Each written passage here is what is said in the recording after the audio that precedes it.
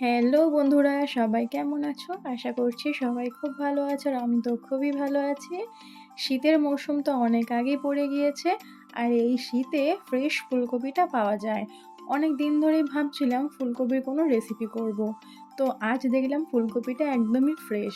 তো চলো, ভাবলাম ফুলকপি দিয়ে একটু পকোড়া করে নেওয়া যাক।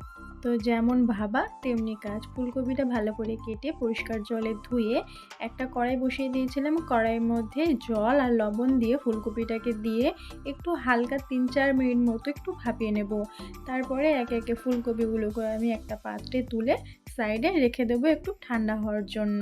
তারপরে এখানে একটা বোল নিয়েছি, সেই বোলের ভিতরে আমি পকোড়া ভেজে নেওয়ার জন্য মশলাগুলো অ্যাড করব। প্রথমে এখানে অ্যাড করলাম ১ চামচ আদা রসুনের পেস্ট, ১ চামচ লঙ্কা বাটা ও ১ চামচ জিরে ধনে গুঁড়ো, যেটা আমি একসঙ্গে ভেজে গুঁড়ো করে নিয়েছিলাম।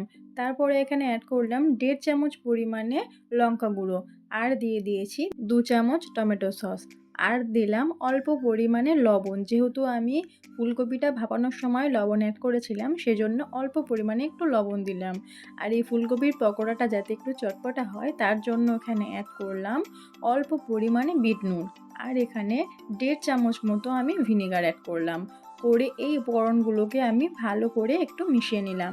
তারপরে এখানে অ্যাড করলাম ২ চামচ বেসন আর দিয়ে দিলাম ৩ চামচ কর্নফ্লাওয়ার। এই উপকরণগুলো দিয়ে ভালো করে আমরা এই মশলাটাকে আগে মেখে নেব। আর এই মশলাটাকে মেখে নেওয়ার জন্য অল্প পরিমাণে একটু জল আমি এখানে অ্যাড করব। তারপরে দেখব যে কতটা জল এখানে লাগবে, তারপরে বাকি জলটা অ্যাড করব।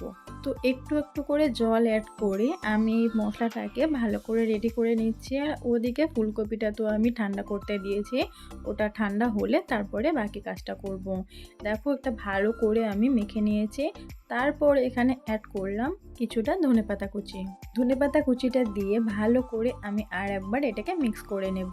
তারপরে যে ফুলকপিটা আমি ঠান্ডা করতে দিয়েছিলাম তার মধ্যে ২ চামচ মতো কর্নফ্লাওয়ার ছড়িয়ে একটা চামচের সাহায্যে ভালো করে ফুলকপিটাকে আমি মাখিয়ে নিলাম। এই কর্নফ্লাওয়ারটা দেওয়ার একটাই কারণ, ফুলকপির পকোড়াটা খেতে খুবই ক্রিস্পি হবে। আর এদিকে যে মশলাটা আমি রেডি করে নিয়েছি তোমরা দেখতে পাচ্ছ ওর টেক্সচারটা তারপরে অল্প অল্প ফুলকপি এই মশলার ভিতরে আমি দেব একটি চামচের সাহায্যে ভালো করে আমি ফুলকপিটাকে মিক্স করে নেব। আর যে ফুলকপিটা বাকি রেখেছিলাম সেটাও আমি এখানে অ্যাড করে দিলাম। দিয়ে ভালো করে ফুলকপিটা আমি মিক্স করে নেব পকোড়ার জন্য। তারপরে ওদিকে আমি কড়া বসিয়েই রেখেছি। তেল গরম হওয়ার পরে একে একে ফুলকপিগুলোকে আমি অ্যাড করব। তো তোমরা আমার এই ভিডিওটা কে কোথা থেকে দেখছো অবশ্যই কিন্তু আমাকে কমেন্টে জানিও। আর আমার এই ফুলকপি পকোড়াটা কেমন লাগলো সেটাও কিন্তু জানাতে ভুলো না। তো এখানে আমাদের ফুলকপিটা ভালো করে মিক্স হয়ে গিয়েছে।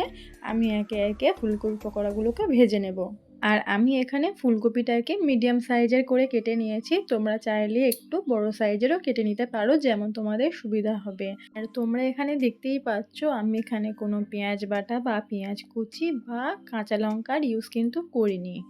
তোমরা চাইলে কাঁচা লঙ্কা বেটে ইউজ করতে পারো। ফুলকপিগুলোকে আমি একে একে দিয়ে দিয়েছি ভেজে নেওয়ার জন্য। আর ফুলকপিগুলো দিয়ে সঙ্গে সঙ্গে তোমরা নাড়তে যেও না, কিছুক্ষণ ভাবেই ছেড়ে দেবে। তারপর একটা চামচ নিয়ে ফুলকপিগুলোকে আমি ভালো করে উল্টিয়ে দিলাম আরেক সাইডটা ভেজে নেওয়ার জন্য।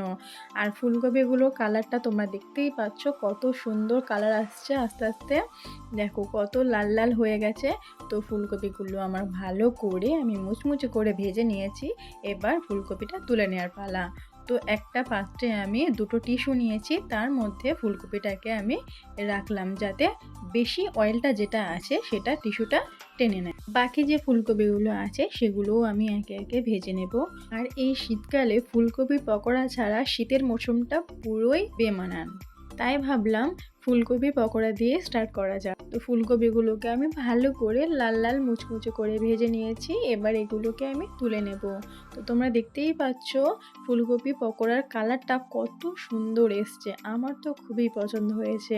তো আমাদের ফুলকপির পকোড়া পুরোপুরি রেডি। তো এই ফুলকপির পকোড়ার রেসিপিটা তোমাদের কেমন লাগলো অবশ্যই আমাকে কমেন্ট করে জানিও। আর রেসিপিটা যদি তোমাদের ভালো লেগে থাকে তাহলে লাইক কমেন্ট শেয়ার করে দিও। নতুন বন্ধু হয়ে থাকলে চ্যানেলটিকে সাবস্ক্রাইব করে আমার পাশে থেকো। টাটা।